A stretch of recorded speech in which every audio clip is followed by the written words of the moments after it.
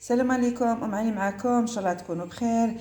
اليوم حبيت ندير لكم واحد الوصفه هايله وبنينه، درتها ديجا من قبل وما درتلهاش فيديو.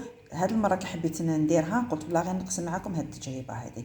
عندي هنايا فخاد تاع الدجاج يجي تحتاني برك هذاك حسب افراد العائله. درت لهم شويه زيت وشويه تاع السمن. شوفوا واحد ندير لهم هنايا نص حبه تاع بصل وزوج سنينات تاع الثوم. وشوفوا هنايا واش عندي، شويه فلفل كحل، شويه ملح، شويه راس الحانوت وشويه تاع الكمون. هذاك نص الراس تاع فلفل دريس يبقى اختياري.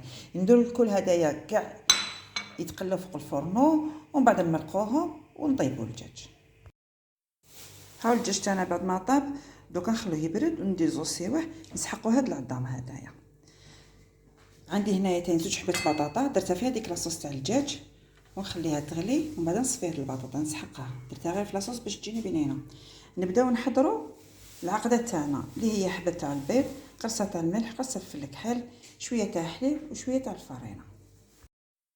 هاو الدجاج تاعنا فتسناه ودرنا فيه رشوه، دوك نرحوه والزيت كي طيب البطاطا تاني تنزيدو نرحوها. هاي البطاطا تاعنا بعد ما حشيناها راني درت لها شويه فلفل كحل، شويه ملح، شويه تاع الكمون. دوك نخلطوها مع هذا البولياشي تاعنا ونبداو نعمرو في الفخاد تاعنا. ناخذ هيدا كميه من هذاك الميلونج، فوالا ندير هذيك العظمه ديالي.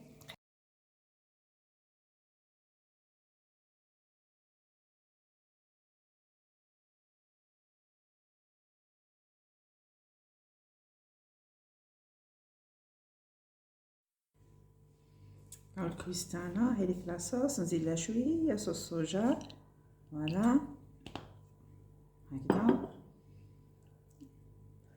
نوريكم كيفاش الكويس تاعها، شوفوا نشا